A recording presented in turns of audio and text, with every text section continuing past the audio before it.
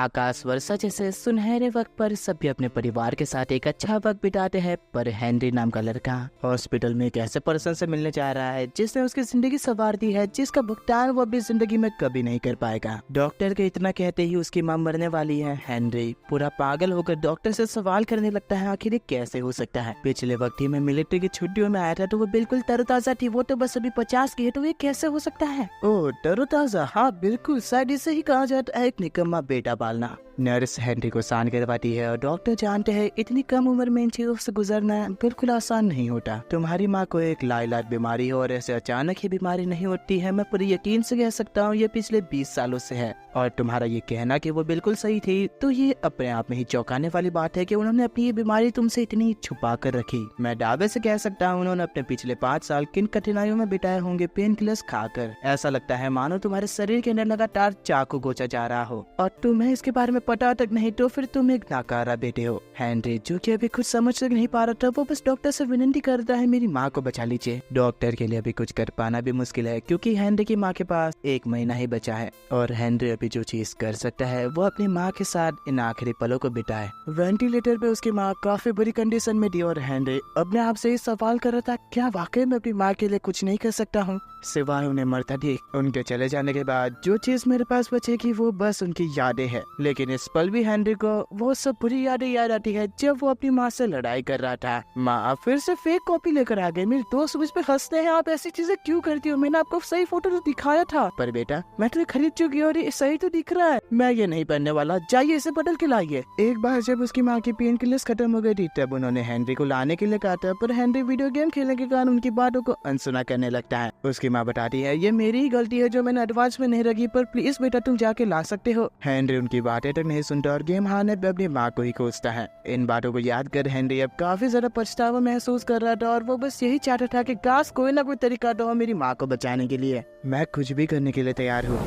एक टूटा तारा जो कि मौत का सौदागर था, वो उस लड़के की बातों को काफी ज्यादा पसंद करता है और उसे कहता है देखो मैं मौत का सौदागर हूँ। एक तारा, और जो तुमने कहा कि तुम कुछ भी करने को तैयार हो तो क्या सच में मैं तुम्हारी माँ को बचा सकता हूँ? हाँ मैं कुछ भी करने को तैयार हूँ। ठीक है तो मुझे जरा हिसाब तो लगाने दो। 22 साल तुम्हारी माँ को बचाने के लिए, 7 साल मेरे लिए और बाकी बचे 7 साल ऊपर वालों को समझाने के लिए, सब मिला जुला कर 44 साल में तुम्हारी जिंदगी के लूंगा तुम्हारी माँ को बचाने के लिए। हेनरी समझ नहीं पा रहा था ये सब हो क्या रहा है और उस आदमी को छूने के बाद तो उसे यकीन तक नहीं हो रहा था कि ये कोई असल चीज है या एक सपना है। मैंने तुम्हें बताया तो था मैं कोई इंसान नहीं, एक कॉमेट हूँ। इस दुनिया में कुछ भी फ्री में नहीं मिलता। तुम्हारी माँ को बचाना है तो अपनी जिंदगी दो मुझे। हेनरी को समझ नहीं आ रहा था उसे ये डील करनी भी चाहिए या नहीं, पर अपनी माँ की कंडीशन के नाते वो सवाल करता है आखिर मेरे पास जीने के लिए कितना वक्त है। देखो ये चीज बता पाना मेरे लिए भी मुश्किल है, पर इसे ऐसे समझो तुम अभी 22 साल के हो, अगर तुम अभी 66 साल तक जीने वाले हो तो फिर 44 साल गंवाने के बाद या तो तुम्हारी डायरेक्ट मौत हो जाएगी, नहीं तो फिर तुम कुछ और वक्त जियोगे। और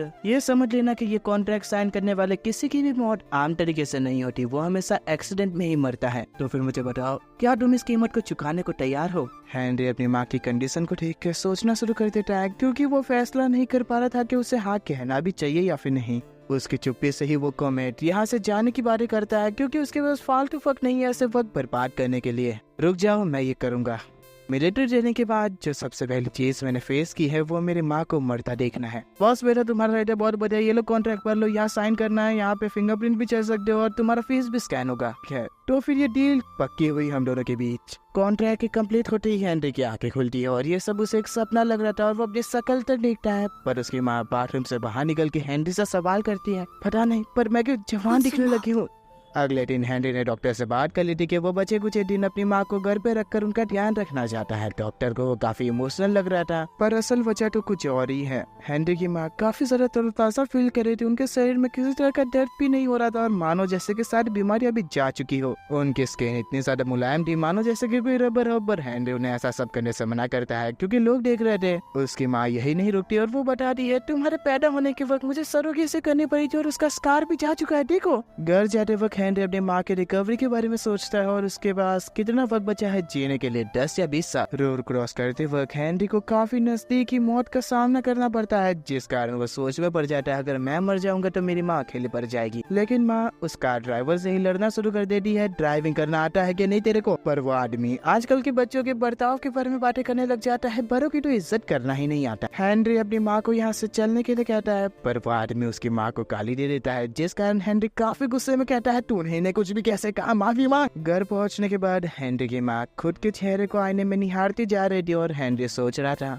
मेरे पास जो भी बचा कुछ वक्त है, मुझे अपनी माँ के लिए कुछ करके जाना है बस। वैसे माँ, आपकी जवानी में कोई इच्छा थी जिससे आप पूरा न कर पाई और अब तक आपको पछतावा है? बेशक बेटा, मैं अच्छी स्टूडेंट हुआ करती थी, जिस कारण मेरा सपना कॉलेज जाना था, पर घर की दिक्कतों के चलते मुझे जॉब पे लगना पड़ा। माँ, अब आप चिंता मत करिए, मैं आपको कॉलेज में ज्वाइन करवाऊंगा। अभी कई सारी एंट्रेंस एग्जाम चल रही है। बेटा, मैं बूढ़ी हो चुकी हूँ और अब कॉलेज जाके मैं करूंगी ही क्या, ऊपर से घर का कितना सारा रेंट पड़ा हुआ और अभी तो हॉस्पिटल के बिल्स भी किए, जिस कारण कॉलेज जाने के पैसे कहाँ से आएंगे। अब जब ये मैं ठीक हो चुकी हूँ तो एक जल्दी नई जॉब ढूंढूं ताकि सारा कर्जा उतार दूं।